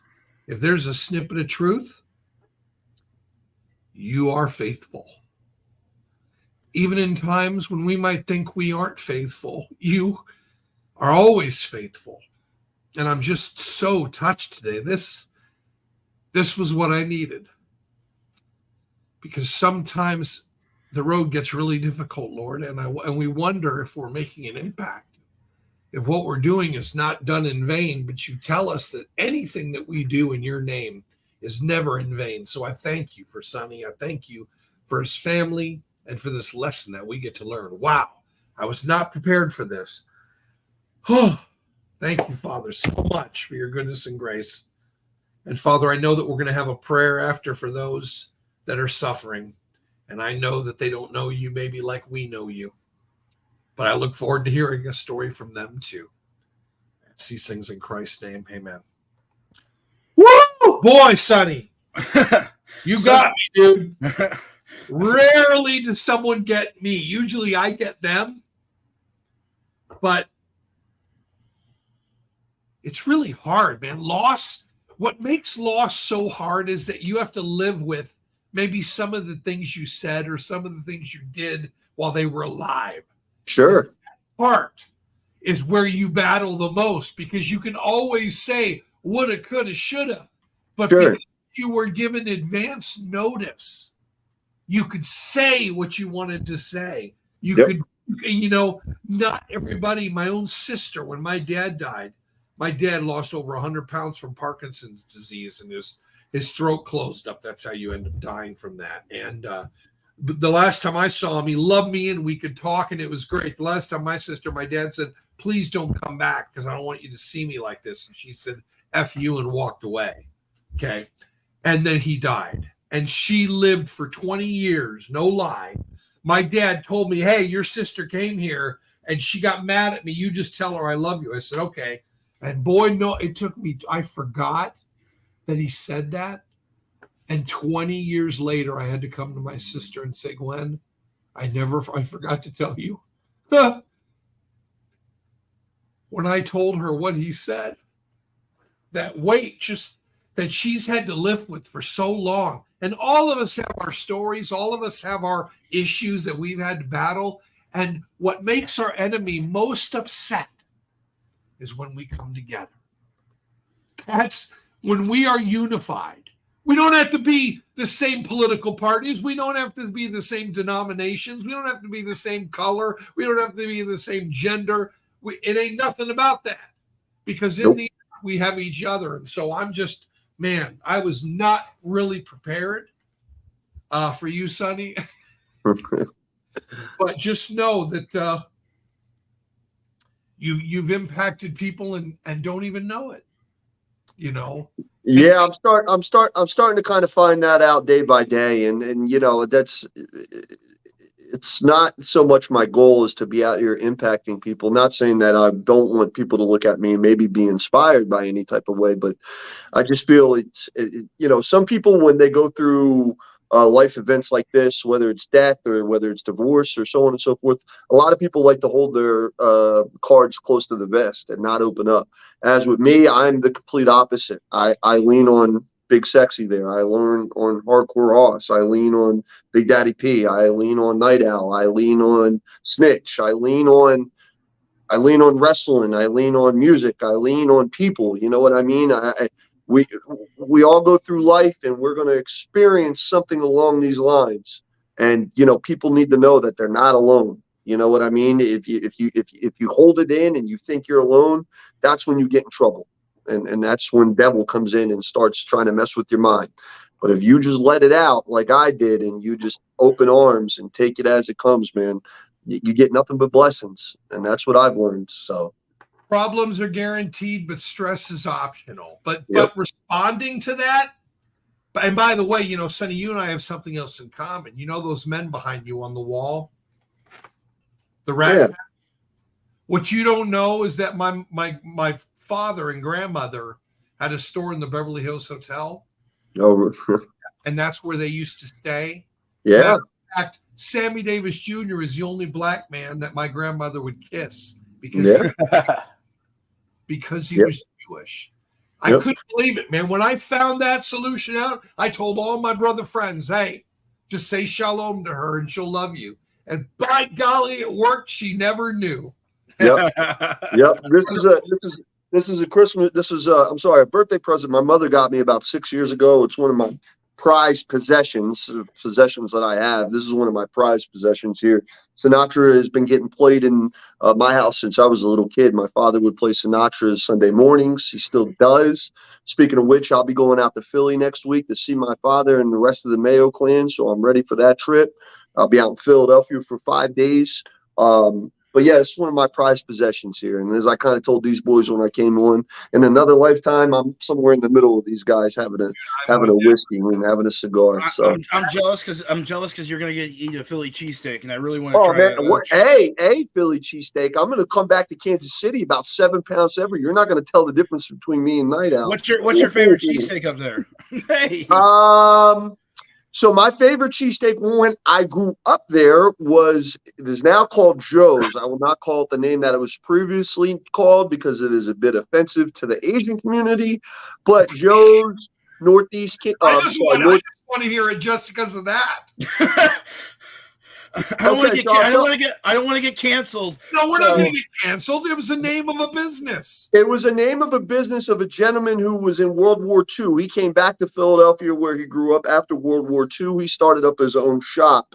He was an Italian-American gentleman, but he had a nickname. It was shortened from his last name. His nickname was Chinks. Okay, that was his nickname, an Italian-American. And his nickname was Chinks. It wasn't anything offensive back in 1940 or 1950 when he came back. But as time goes on, life changes. Washington Redskins, Cleveland Indians. Hey, it changed. And now it is known as Joe's, Torresdale Avenue. You're no longer a boy. Yeah. Yeah. Well, so Big Daddy P, we have our guest. We got our great guest, the illustrious Rey Leon. I don't know if you were on earlier, but Joe said that Nightmare Jones was on for a little bit. Oh, and I know you missed the Nightmare. He had to go do something. He had to go get ready. He's actually having. Was it tomorrow, Haas? That he was having the surgery, or is it next Tuesday? I believe he said Tuesday. Next Tuesday. So he's having surgery because he's had some issues. So he's Haas says he was doing something else, but so he put on Facebook one time he was having reversal surgery, and people took that the wrong way. But he's having a colostomy bag removed from his issues. So I want to make sure that we include Joe in our prayer here in just a second. So I don't know if anybody. I haven't had anyone reach out to me about it. So I mean, Lord certainly knows. If you can include, I have a friend Janet who has stage 4 lung cancer, and I have another friend. His name's Greg. They put him in hospice care for cancer a week ago and said they were going to keep him comfortable until he passed. Well, he is still alive right now. Hey. He hasn't passed yet. So hopefully the Lord heals him instead of taking him. But, I also just got back from Chicago. I spent about 3 days there for a friend's wedding. Boy, you want to talk about feeling old when you go and you're actually marrying someone who used to change his diapers too. That was a trip. And of course, having Italian beef and Giordano's pizza. Oh, so, but I lost a friend of mine as I was driving into town. I called him. His landlord answered the phone and said that he passed 3 days ago. So I was really I thought I was going to have to do a funeral and a wedding all at the same time. The sad part is no one's picked him up. We can't find any family members that'll take responsibility, and he's just sitting there. But his body is there, but he's with the Lord. So I am thankful. And if anybody is listening and you have any prayer requests and we have not been made aware of them, the Lord certainly knows what your needs are, and we're going to petition him now. Father God, we thank you so much for all that you continue to do. We thank you for Wrestle Talk. Father, you've heard the requests that have been made for Janet, who is certainly going through more than sheep land. We pray that you continue to heal her body and give her strength. Also for Greg as well, who is holding on to you, pun intended, for dear life. You know the situation, you know their family, you know exactly what's going on. We just pray that you would continue to bless these families. We also want to pray for Renee's upcoming session that he has to deal with, that you will not only be with him, but blow his mind, use him as a vessel of grace for the nurses around, because we know that a lot of times you allow things to happen that happen so that we can be used by you. See, we answer your call, Father. And when we answer your call, you then go to use us. It's like a Batman situation, you know. There's people in this world who need to be encouraged. They need to be loved on. And so God uses you to do that. And so I thank you for Renee. We also want to bring Joe to you as well. And Father, I'm just so thankful that I get to know these men. Their hearts are so towards you, and I'm so thankful. Again, thank you for Sonny. So great to see everything going there. And Father, there are people right now that have not mentioned their request, but you know, and they're there, and you know them. And even though they might not think they're close to you, you are omnipresent. You're everywhere. So there isn't a place they can go that you're not, and they can turn to you and trust you right now. We know that eternal life is based upon one fact: the work that you did on the cross. And the only way that we can receive your spirit, the only way we can have eternal life, is to apply our faith. That's exactly it. The thief on the cross didn't have time to get baptized, didn't have time to go to church, didn't have time to give money. He simply saw what you did, and he believed it. And that includes the jailer. That includes 15 other stories found in the Bible for those that put their faith and trust in you. That, Father, anybody right now that's listening can do the same thing. You don't have to walk an aisle. Talk to him. Trust him. Speak to him. Fancy prayer is not required. Just talk to him. Father, I thank you that we never get a voicemail or busy signal, that you're always ready to hear from us. And I thank you and I love you. And I ask these things in Christ's name. Amen. Well, Big Daddy P is always such a great, it's always an uplifting time for you to be here and hang with us. And it you seemed like you were shocked earlier with Sonny earlier. So you have no idea his situation. The thought of losing my child, just because I've got 10 daughters, man, I've got such a high percentage chance of being hurt by losing children. I don't ever want to feel that, but I know that if I do, I know who I can talk to. Exactly. Big Daddy P, we look forward to seeing you again next week. I know you love you. This is one of your favorite segments of the week, so we love having you on, and we can't wait to see you again. Awesome. Thank you, guys. Appreciate the opportunity. And remember, we always have to be ready, because he could come back at any moment. And it is not about word giving. It's not about going to church. It's wonderful to go to church because you can encourage others. But man, if you are home and you are by yourself and you are lost and you don't want to give up, man, don't give up. There's so much more that you don't see. And I love you guys, and we'll see you next week. See you, Big Daddy P. See you guys. Love you. Got it. All right, well, our Snippets of Truth segment. And see, Hoss, this is what gets me, okay? This is what gets me with the snitch. He loves Sonny, but he told me to go eat farts. Yeah. Well, no, it's right on par. And listen, I never thought I would see the day that I agree with Nightmare Jones on something, but as time progresses, things change. Snitch is starting to, maybe I'm digging Snitch a little bit. I might have to buy the Best of Snitch Volume 4 on VHS tape next time I'm in the St. Louis area. Volume 4? Anyway. Yeah, absolutely. So, all right, gentlemen, I'm going to go ahead and back out myself, and I will be I'll be back next week. And Sonny, is it next week you're coming back? Yeah, next week I am back. We got a special guest, but we're not going to announce it right here. We need you folks to pay attention to the Wrestle Talk podcast, social media pages, Facebook, Twitter, the whole 9 yards. We'll announce our guest on there. I'm not going to announce it here. Say hi to all the people, Max. All right, Sonny, I will see you next week, brother. And until then, have a good one, Wrestle Talk family, and see you next week. All right, Big Hoss. Thanks for coming in. All right. See you, Hoss. All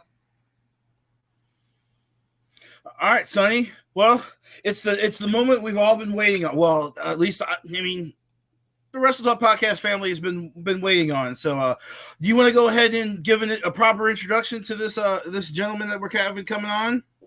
Nope, I'm going to let you handle that one, my friend. Okay. Well, he is going to be this Saturday. He's going to be at Heartland Championship Wrestling. He is the one and only for his second visit to the Wrestle Talk podcast. My second interview with this gentleman. He is the illustrious Rey Leon. Ray, it is a pleasure to have you back on the Wrestle Talk podcast. How are you doing, sir? I'm doing all right. How you guys doing? It looks like you got some gold behind you. I mean, yeah. Are you becoming the modern day belt collector? If I want to be, shoot, I don't think there's enough behind me. So, yeah, I think that's the next thing I want to do. Modern day belt collector, super belt Ray. I kind of like that. What do you think, Sonny? Oh, actually, Sonny, before you say anything, why are you hating on me, dog? Here I'm trying to turn a new leaf, be nicer, and be more accepting of folk, especially idiots like you, and yet you just want to hate on me because you ain't me. No, trust me, I don't want to be you, Rey Leon, okay? That would be the furthest thing I would want to be. I would not want to be Rey Leon. The reason here that there's so much shade towards Rey Leon, even though I should be saying Rey Leon. Leon, say it right. Say it right. You're contractually obligated to say my name right. Let's get this straight. This is my podcast, boss, okay? I got it. But you say my name right. Let me ask you a question here. Let me ask you a question. Okay, ask and this is the reason why I throw so much shade toward you, Ray. Do you still affiliate yourself with that no good group called the Empire? Of course, it's my group. What do you mean no good? We're winning championships everywhere. We got a champion like Dickie Richards. We got champions like Valenti Pasas up in RCW. Then you got me, 2-belt Ray. What's up? Why are we no good? No, hey, you guys are strong. Why we're no good? No, you guys are a strong group. You guys are very talented. Why don't you talk to me a little bit about that group member you just lost, though? What happened to your boy Joey Gambino there? It looks like he couldn't cut it in Empire. Is that what I'm hearing? He had to go back and run a pizzeria? That was pretty good. Yeah, he couldn't cut it. Joey Gambino wanted to go and do his own thing, and I guess running Gambino's pizza was something he just couldn't get away from doing. Okay. And, more power to him. Joey wants to go off and do his own thing. Best wishes to your endeavors. But you know what? The Empire's running strong with or without Joey Gambino. Yes. No, you're absolutely right. You're absolutely right, Ray. Listen, I will give credit where credit is due. And Empire has been as strong now as they've been since the inception of the Empire, okay? Since I seen you guys wreck and shop at XWE, whether I agreed with it or not, and which I surely did not, you guys are as strong as ever into 2023. And as you just mentioned, you got tag team champions up there in RCW. You guys are still doing your thing in XWE. What is your plans, particularly yourself, when you make your debut at Heartland Championship Wrestling this upcoming Saturday in Leavenworth, Kansas? My future company, Heartland Championship Wrestling, my plans continue to dominate. And we've got plans, man. Oh, do me and Dickie Richards got plans? See, I've not been the biggest fan of how Blade runs things, especially when he keeps people out of, the card like Red James. Not a big fan of that. He should be on this card coming up this weekend on Saturday in Leavenworth, Kansas. But I digress. My plan. Go ahead, Riddell. We do have a match graphic for you for your match this weekend at Heartland. Put my beautiful face up to show you.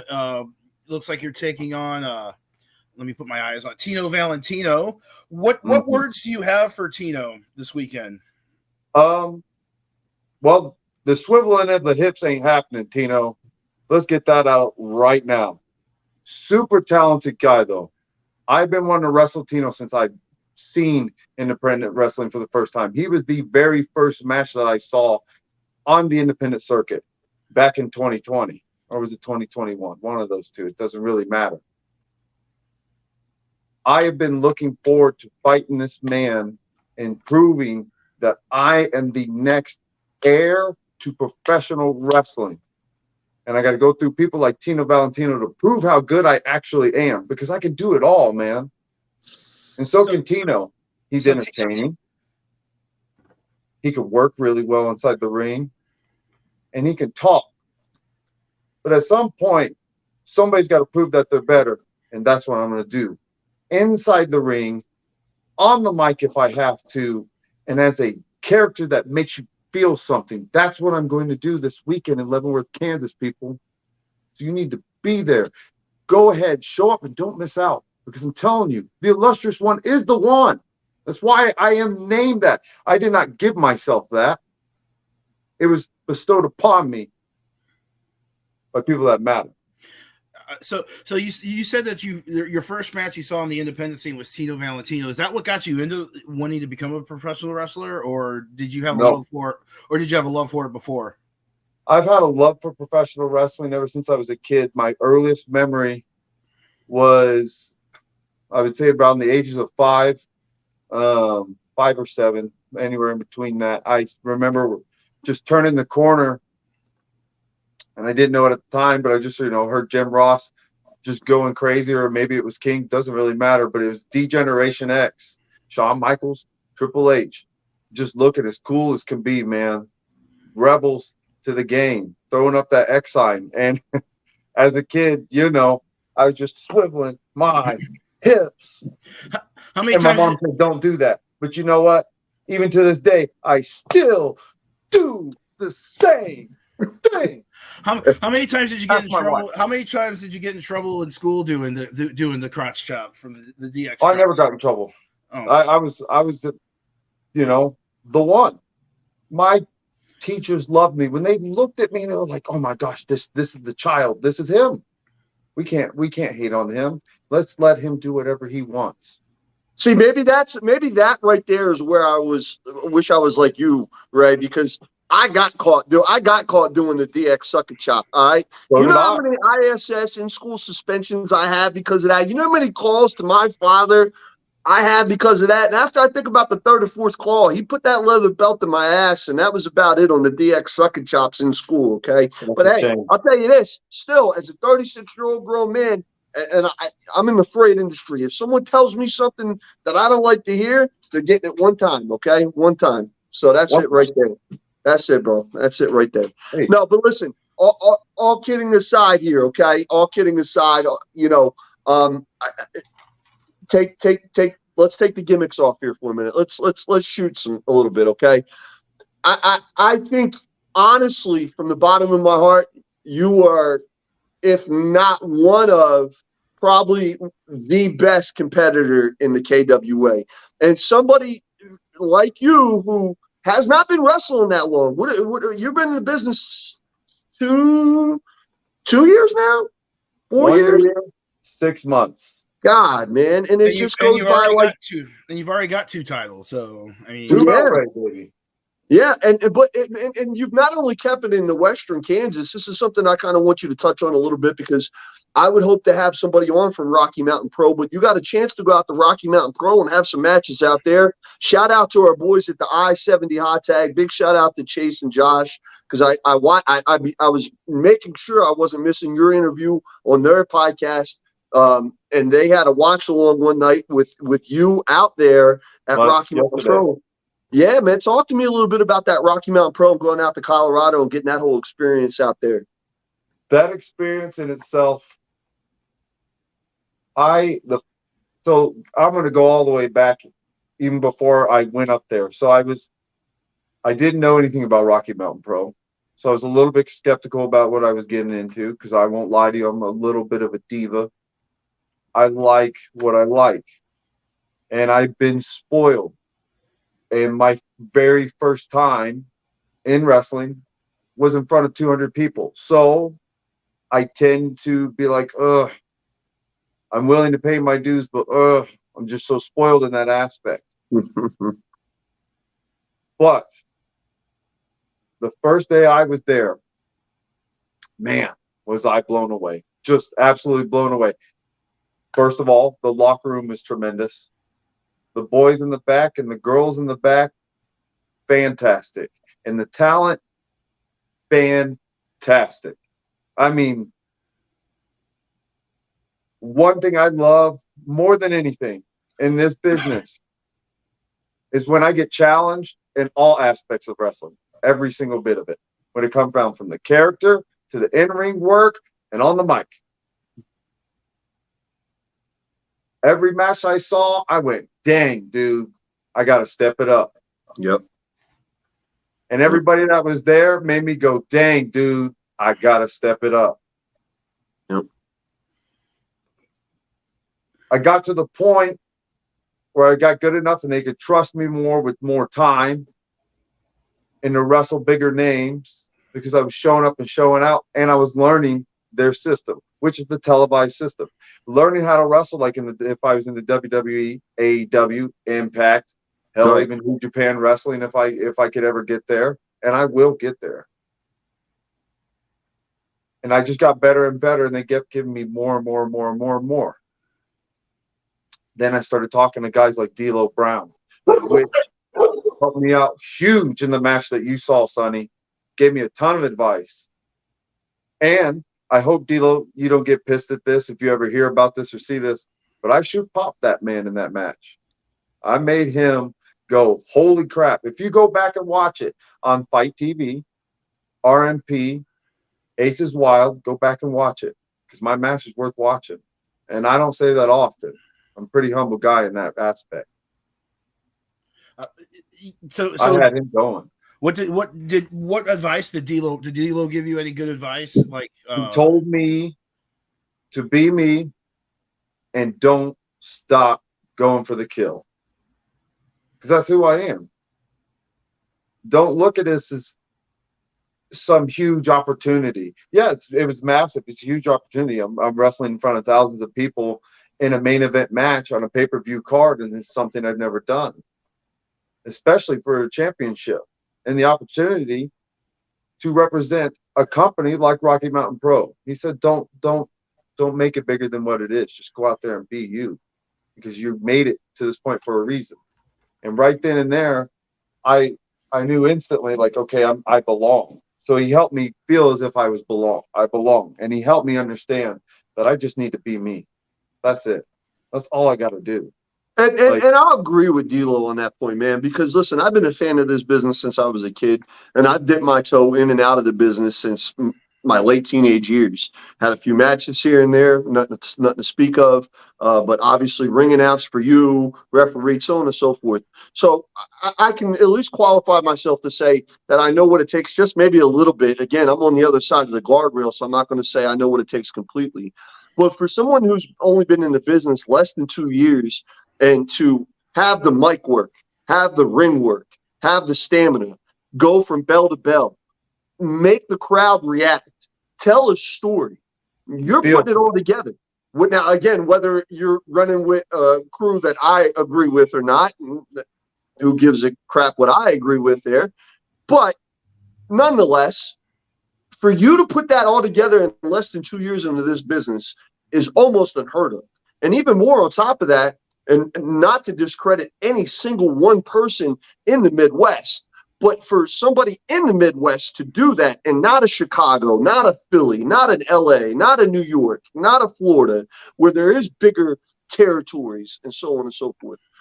for what you've done, man, and you just keep continuing to do it, continue to do it. So I'll agree with D'Lo on that point, bro. Just keep doing what Rey Leon does best, pissing off people like me and making me scream and boo and scream and boo and scream and boo, just like I'm going to do this upcoming Saturday when I'm in the crowd with Max and Ben Mayo, my 6 and 4-year-old sons. And guess what? When Rey Leon comes to the ring, I'm going to point out to him, there goes the guy that daddy respects, but he does not like. And when Tino comes out and he says, ooh, You ain't doing that. Stop. ooh, You ain't doing it. Don't you? Riddell, don't you dare. Tino. When Tino comes out and he has that crowd on fire, just like he does each and every time, I'm going to tell my 6 and 4-year-old sons, look, guys, there's the winner of this match. Not the guy who's hanging out with someone named Dick. Not him, but ooh, Tino. Hey man, I just seen a comment pop up there though from your handler, Mr. Richards himself, talking about the one and only Billy Simmons, and he said, man, he may not like Billy Simmons, but yeah, there it is right there. He's a pain in the rear, but he puts the best shows in Kansas. And listen, that's real. I mean, that's really hard to argue with him there. You know what I mean? I've been to a lot of Billy Simmons XWE shows. I'm going to be at a lot of Billy Simmons Heartland Championship shows. And, in your short time in the business, I want to know your thoughts and opinions on Billy Simmons and how he is as a promoter, and maybe what makes him different from other promoters that you've gotten a chance to work with. So Billy Simmons is more than just a promoter to me. At times, he could be a mentor, as much of a pain in my rear end as he is. Always trying to stifle me, just trying to get in my way for some reason. Maybe he just doesn't like the way I talk to him, or I just approach him. Like I have no fear of him like everybody else does. Oh, Billy Simmons, you're so great. Who cares? You know what I mean? Like, I care. Billy Simmons is great. He is great sometimes. He is a tremendous coach. Well, first of all, he's a tremendous human being sometimes. And just as good as a coach. I will tell you this. Billy won't take credit for it, but I'm going to give him his flowers. The reason why I'm so good, and I'm pretty darn good, the reason why is because of Billy Simmons. He gave me the time when I asked for it. So we would practice Practice would start at 5 o'clock. I wouldn't be out of there until 9:30 because he told me to leave. But that's because he gave me extra time to get better. And he told me what I needed to be doing. And he knew, and he trusted me with everything that I've ever asked him to do. Billy, give me some mic time. Billy, give me this, give me that. I need to get better. What do I need to get better at, Billy? Because he is my coach at the end of the day. And I really don't like admitting it, but he is my coach, and I trust him. I believe in him and his vision that he has for HCW. Folks, y'all, listen, we're taking over Kansas. That's all there is to it. And in due time, we're going to become a big independent. I know that's what he wants. He won't say it, but I'll say it for him. Yeah, we're trying to become a huge independent, huge. And if I can help him as much as I can help him, I will. Because I want guys like Matt Seidel, which I'm still waiting for that match. I earned that one. John Moxley, whoever is circling the independents in AEW, I want them. Unless I get signed somewhere and I can't wrestle them for some reason, but still, I'll figure out a way to wrestle them anyway. It doesn't matter. I'll get my hands on them. So Josh Elliott said that we may not have had the biggest scene in wrestling, but we got the best scene in wrestling. Like him or not, Ray is part of the Kansas wrestling scene. Yeah, and he's true. And Josh, he's talking about. He may have a gripe with BYP, but he knows who I am. I'm me. I'm him, baby.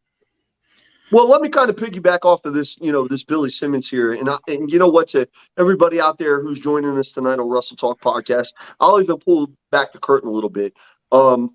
Billy Simmons as a promoter is probably one of the top 2 promoters I've ever came across in my life, and I've been in locker rooms out in Philly and Jersey. I've been in locker rooms with big names. I've been in smaller locker rooms. I've been in a lot of locker rooms in my life. But what Billy does, before the show, handling his business with all the talent, having a meeting, having a prayer, and if you want to join in or not, great. Amen. If not, he respects the wishes too. But Billy also making sure he has time for each and every person who comes up to him. He looks them in the eye. He talks to them. He's honest with them. He's kind with them, but he is very honest with them also. So yeah, what Josh Elliott said, man, it's crazy. Can I? I'm sorry. I shouldn't apologize for cutting you off, but I'm going to cut you off there when it comes to Billy Simmons' honesty. That's what this business needs. And that's what people outside of wrestling need. And the way that Billy does it is very fair. Like, yeah, he might get on to you, and then sometimes it can be a little harsh, but he never breaks you down to the point where you're not going to be built back up. Yep. He is. There have been times where I have pissed Billy off, where I made him really, really pissed off. And he taught me a lesson. But you know what he did just as quick as he taught me that lesson? He built me back up. Yep. And that's what he's really, really good at. And he deserves his flowers on that too. And thank you, Sonny, for saying what you said about him. No, and it's the honest to God's truth. And, Billy gave me the opportunity to do a little bit of ring announcing. And once I came out there and did some ring announcing with XWE, at that point, it was a good 3 or 4 year stretch before I did any ring announcing, because the last ring announcing I did was for Wrestle Talk owns Night Owl. And when Night Owl dipped his toe into the promotion and promoting and all that, having his own shows. So I was really nervous. And I was going to Billy almost after every match that I was announcing the competitors coming into the ring, making sure it was okay. Not to have my nose up his ass or anything, but it was because I had that much respect for Billy and that much respect for XWE and that much respect for all them fans in Salina. Because listen, when Billy Simmons runs a show, and it doesn't matter what the initials are, he runs a show, people show up. Towns shut down, all right? I've been to Green Bay. I've watched Green Bay get shut down for Packers games. All right. That's what Salina, Kansas is like when Billy Simmons is promoting a show. So what Leavenworth is going to be on Saturday is going to be a ghost town. There ain't going to be nobody at Quick Trip. There ain't going to be nobody at Price Chopper. There ain't going to be nobody at Hy-Vee. There ain't going to be nobody at Cirillas, except maybe the Empire getting their little toys for after the show. Everybody's going to be at this HCW show. All right. So I'm excited. I can't wait to be there again, to boo you out of the building, so on and so forth. But yeah, but watch me win too. I mean, listen, if you win, I will give you your props. But you have to do it cleanly, okay? See, that's the problem, Rey Leon. That's the problem. You and your little cronies, the Empire. Remember, Empire's fall, all right? The Empire, you guys are always sticking your nose in somebody's business, or they're coming out and sticking their nose in your match when you know you're getting beat, bro. You know you're getting beat. And here comes Santino. Here comes Ruzador. Here comes Dickie Richards. Blah, blah, blah, blah, blah. And then you wonder why. Billy Simmons is all in the mix with you. What's that supposed to mean? You see this belt right here? Yeah, I see that belt. Super clean. Like, I mean, the cleanest a whistle. I mean, there wasn't a spot on this belt. There's nothing that went wrong with that win. I played what's inside the rule book. I never cheated once. Boy, I don't know what you're talking about. Honestly, I've never cheated a day in my life. How come I don't really honestly believe that, but I was not there, so I can't 100% say. Oh, you should believe it. So we're talking about XWE. You have a match later on this month, if I'm not mistaken. Am I for that time? I'm gonna throw up the graphic. Oh yeah, I'm gonna lose it. I don't even know who I'm wrestling. The guy didn't even state his name in his promo. You know what I mean? How am I going to lose to that guy? What's his name? I His guess name, Simon. his name is Bally Song. Okay, I know who this. Listen, I Simon know who Valley. this guy. Listen, I know who this guy is. And when Sonny Money tells you, watch out for somebody. Okay, you could take it to Vegas and you can look at the odds, but I don't care what the odds say. When I tell you to watch out for somebody, this kid you have to watch out for. Okay, you're Mister Illustrious one, Rey Leon. Yeah, my empire, run the empire, and I'm so great. Yeah. But when this young kid who you already are underestimating him, I can see it. I can see it written all over that goofy face of yours. You're already underestimating him. I would not be surprised. I'm not saying it's going to happen, but I would not be surprised if he pins you in the middle of the ring in Salina Fieldhouse, 1, 2, 3, and now you're only one title, Rey Leon, not two. Okay, so I'm just saying, watch out for Ballysong. All right. Are you paying attention to me? Are you still part of this interview right now? Listen. I'm just searching for the chances. That's what's going on. Oh, that's what's going on. This is a pretty versatile fanny pack too, but I don't. Yeah. I think that's the one. Hold on. Wait. I did find something. Hold on. There it is. Oh, that's real good. Yeah. That's the mark of a champion, man. Yeah, that's the mark of a champion. I think Luna Vachon used to wear that to the ring too. Are you worried that you're underestimating your opponent in Salina? Well, I barely know who he is because, again, he didn't state his name in his promo, so I ain't got much to go off of. I haven't seen Simon Ballyhoo winning championships anywhere like me, so Josh Elliott wants to know what year is it? Is that a fanny? What year is it? Is that a fanny pack? So I guess he's making fun of your fanny pack. This is I think this is 2022, 23. He just came out with this one. Yeah, right. You see the GBZ on there? It's a little bit of Goku. Well, listen, yeah. Whatever on your fanny pack. Listen, here in a couple minutes, this is going to be the biggest matchup of tonight. Of August, of this week, it's going to be one Sonny Money Mayo against Rey Leon, the illustrious one, Rey Leon, in a game show challenge. Now, as part of this contract of you having to come on Wrestle Talk, also in that same contract is you have to face me in a game show challenge. And the best part about this is none of your Empire boys are around for them to come in and try to get the win, just like they do in XWE all the time. No one's here. You have to stand up like a man and face me one-on-one, all right? So, but before we get to that, I have one last question for you, Rey Leon, and this is a serious one before we get into the game show challenge. This is something that I'm very much interested in. It's actually a two-parter. One, I want you to tell me what matches you got coming up the rest of 2023 that you know about. We know about HCW. We know about XWE. Do we have any more that we know about, us fans want to know about, if they want to come out and see you?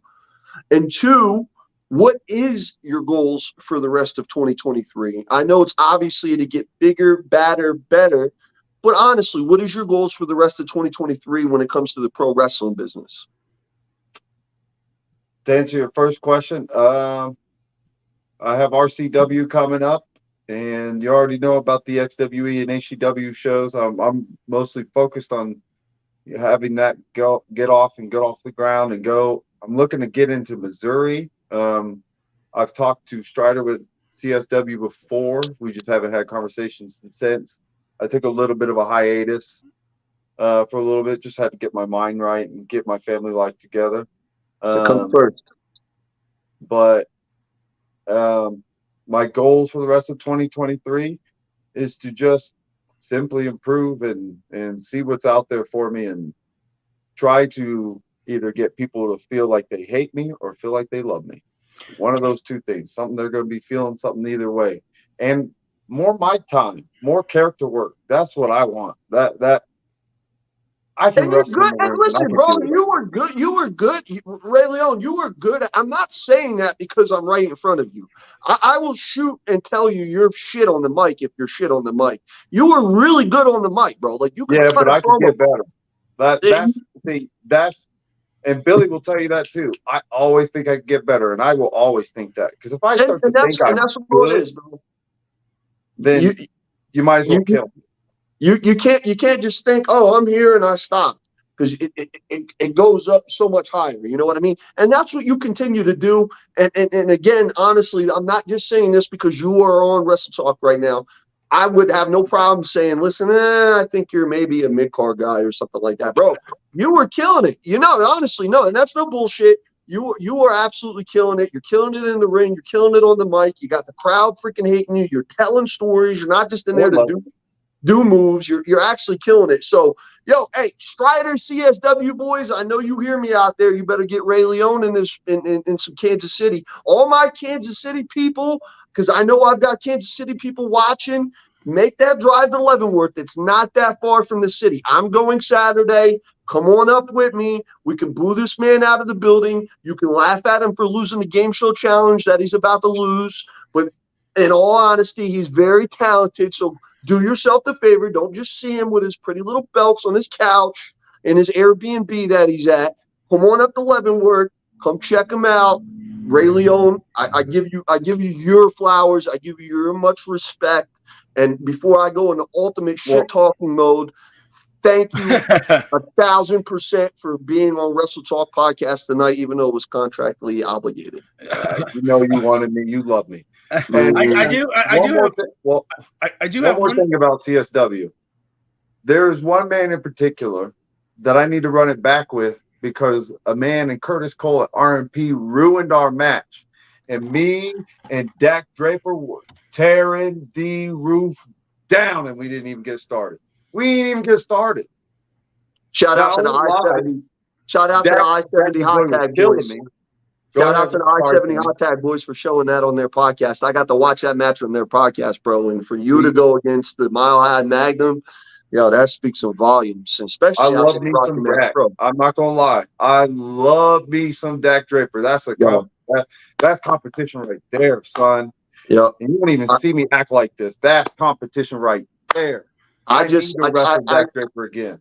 I got to be lucky enough to watch Dak Draper and Jeremy Wyatt have a 60-minute Iron Man match that, had the whole place standing up. There was not a single person in that place sitting down. I even seen the dude in the wheelchair stand up next to me. It was crazy. So, shout out to Dak Draper. Shout out to all the CSW boys. Shout out to everybody over there at CSW. But honestly, let's get some Rey Leon and CSW in the near future. These Kansas City people need to see that. So, Jeremy Wyatt is probably one of my favorite all-time competitors. I love watching him wrestle. I think you two could have probably a hell of a match. And you did bring up Missouri. So someone wanted me to ask you, what do you think? Please be nice to me on this one. What do you think about the city of St. Louis? And I'm from St. Louis, so be nice to me. Riddell, with you being the exception, there's people like Aaron Wallace that exist in St. Louis, and that's about it all I'm going to say. We have a little bit of breaking news. Your opponent at XWE has decided he wanted to weigh in. He said, Ray, quite frankly, your talk is getting old. I'm tired of it, and the Grave Walkers are tired of it. If you can even manage to keep that title from Valentino, then I'm coming for your neck. You prick. Basically, called you a prick. That sounds about right. That sounds about right on point. Who said it? Your opponent at XWE, Simon Balasong. Well, you had to look his name up because he didn't say it in his promo. So, I don't really know how he's going to beat me. I don't know what he's going to do to beat me. Weapons aren't legal, and like a Balasong's not legal in a match, So, listen. In a body like mine. In the contract, we had up to anywhere from 20 to 30 minutes, and we're coming up to that point. I'm so tired of looking at your face. I'm so tired of hearing your voice. I think, Road Dogg, and I hope you're with me on this. Are you ready to see me get the dub in the game show challenge against the illustrious one, Rey Leon? If I remember right, the last time Rey Leon and his boss was on here, they actually won the game show challenge against me. Not this time. Against me, I believe he beat me. So well, that because you like Quick Trip pizza, so that's why they beat you, bro. Because Quick Trip pizza. I'm glad we can agree on something, Rey Leon, because that shit's trash. Are you gonna make fun? Is this gonna be make fun of me the rest of the show? I guess. No, I'm just stating facts, bro. You put up the question about St. Louis. You know how I feel about St. Louis. No football team. The Cardinals suck. The Blues suck. We don't have a football team. I know you don't. Oh, well, you got the Battlehawks. What's The Rock gonna come out there and throw his eyebrow up? That ain't gonna help y'all out. Don't even talk about the Battlehawks. They don't even deserve our time, Sonny. But just so you guys know, St. Louis has the best barbecue. Just so you know, St. Louis has the best. Are you out of your fucking head? Do you know where? Do you know what? Dog, I'm done with you, bro, dog. Let's get this game show challenge going, dog. Because you're gonna make me. I already jumped off of here once when you brought up a box of Quick Trip pizza. I'm not doing it again. We have a guest here. You know what I mean? I'm trying to be respectful to him because I'm about to beat him and give him his worst loss of 2023 right now. So that's what I'm trying to focus on over here.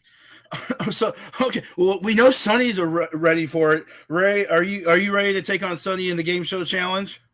I guess contractually obligated to do it. So whatever. I mean, yeah, you are. Yeah, you are. That's right. That's right. You're lucky that one of them titles ain't on the line because you be going into Salina and Leavenworth with nothing. Boy, Sonny is really just he's gone full shit talk mode right now. So I don't know about Rey Leon. Okay. Well, so Sonny, I'm gonna need you to calm down for a second. That ain't happening. We got. It's time for the Wrestle Talk podcast game show challenge. Better hold on a minute, buddy.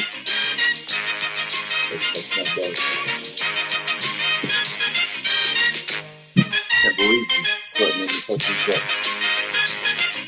What it?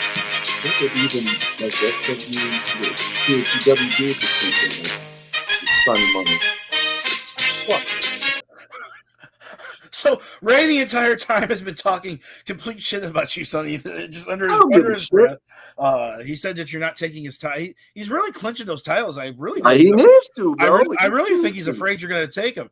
So anyway, he should be afraid of me. Here are the rules of the Wrestle Talk Podcast Challenge. It's best 2 out of 3 falls. I'm going to ask 3 questions about a particular topic in the wrestling world. Hold on. Wait. So my belts aren't on the line, right? No, your belts ain't on the line. You lucked out. This is just for pride. So if and it's a big if. It's the biggest if of the night. If you are contractually obligated to come back on the Wrestle Talk for a 3rd time, which I really hope not because the ratings will drop, and you do a game show. And you do a game show challenge, I will make sure every single title is on the line. All right, every single one, but not tonight. So we're gonna do this about a particular wrestling topic. When you know the answer, just shout it out. You don't have to wait for me to finish the finish the answer. Just shout it out. You don't even know what the topic is. Doesn't matter. Point. So tonight's topic of the Wrestle Talk podcast game show challenge is pro wrestling nicknames. I'm going to give you the nickname of 3 pro wrestlers. Once you know the answer, shout it out. Sonny, I know you're ready. Are you ready, Sonny? I'm not even there. You know I'm ready. I'm ready. Ray, are you ready? I guess. Yeah. Okay, here we go. Question 1. Let's see. The Show, the Serial Thriller, Sugar, and the Hurricane. Shane Helms. Sonny gets that right. He's up 1-0. So you're playing from behind now, Ray. I'm up 1. It's 1-1. What are you talking about? You got the first one right. You shouted out random names like you have Tourette's syndrome. So okay. So question number 2. The Shooter, the Iceman, the Mayor. Oh, Sonny, Sonny taking down the number two, taking down 2.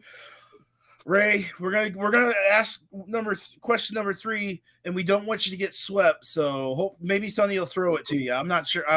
I'm not sure exactly what's. I ain't giving this dude nothing, bro. Goodness. Listen, you're lucky I'm even paying to get in the show on Saturday because with Rey Leon in the card, usually like old school Sonny, I would sneak in the back door with like a deuce in my pocket and see this bum wrestle. So you're lucky he's getting money out of me on Saturday to buy a ticket. You think I'm going to give him something in the Game Show Challenge on my podcast? You try that shit over at I-70. You ain't trying that shit here. All right. So Ray, to avoid the sweep, here's your question. The Wizard, the Ocho, the man of 1,004. Sorry. Sonny Money Mayo sweeping the illustrious Rey Leon. Listen, it wasn't even a sweep. I was up one. Somebody's on the other side of that camera. Oh, I didn't even want to do this. Did you see Sonny flexing? Did you see Sonny flexing those muscles? What muscles? You got Twizzlers. All right, Gumby over there. That's what it is, bro. Clean sweep. Ray Leon, it's been a pleasure to talk to you here again. We want to shout out your matches coming up here. Let me pull them back up here real quick. This coming up Saturday, where Sonny's going to boo you and probably make fun of you for losing the Wrestle Talk Podcast Game Show Challenge. You've got Rey Leon versus Tino Valentino. He'll be this Saturday, and then also XWE. You're going to defend your title against Simon Balasong, who was in the comments earlier. But before you go, that was his name. I'm going to guess. But before you go, I want you to go ahead and take this opportunity to shout out your where we can find you on social media. I've put a couple of them up here, Facebook, and I also saw that you had a link tree in your bio, which really helped because makes it a lot easier for you to find me on everything else. So if you go to my Facebook profile, The Illustrious Rey Leon, you'll be able to click my link tree to go to my Instagram, my TikTok, my YouTube page where I post some of my matches. Find me on YouTube, Illustrious Rey Leon. Find me on Instagram, Illustrious Rey Leon. Find me on TikTok, Wrestle Ray Wrestle. And find me on Facebook, Illustrious Rey Leon. And watch me in Heartland Championship Wrestling, where I'm going to feature and continue to build my future and become one of the best Heartland Championship Wrestling wrestlers ever in the world, wherever we're at. Well, Ray, and also this weekend, you're going to watch me just, Tino swivel right out of Tino Valentino. Ray, it has been a pleasure having you on the show once again. I hope you're happy to be back on the show. I mean, I'm not happy I lost, but well, you can deal with Sonny on Saturday. So, but we hope that you eventually come back again and join us. And best of luck to you this next weekend here on your match against Tino Valentino. Thanks for coming out, and we hope to see you again soon. See you again, guys. Thank you for having me on. Talk to you soon. Suck it, Sonny. That was the illustrious Rey Leon. Thank him for coming out. He'll be there this next Saturday at Heartland Championship Wrestling in Leavenworth, Kansas. And I don't know what happened to Sonny. I think he's off celebrating now. So, but that's going to do it for the Wrestle Talk podcast. Before we go, I'm going to shout out our sponsors one more time. We got Royal Mills Transportation, the CEO, Dewan Mills, Rathbun Engraving, get those beautiful Wrestle Talk podcast mugs, Nobleman Barber Shop, or Barber Lounge, KC, Missouri, Kincaid Arcade at the Oak Park Mall, Interstate 70 Sports Media with Little Popeye, with the Maestro Jeremy card, Little Popeye Designs with the Wrestle Talk podcast tumblers, and the FWWC, the best the world premier fantasy wrestling group. And as always, we like to end you with something that Jeremy you always did. That if you're having trouble, know that you're not alone. The National Suicide Prevention Hotline at 988. Reach out. Someone's always there for you for help. So that's going to do it for the Wrestle Talk podcast. Thank you very much to Rey Leon. Thank you to Sonny. Thank you to Haas. Thank you to Big Daddy P. Thank you to the Nightmare Joe Lance. And we will see you again next time on the Wrestle Talk podcast.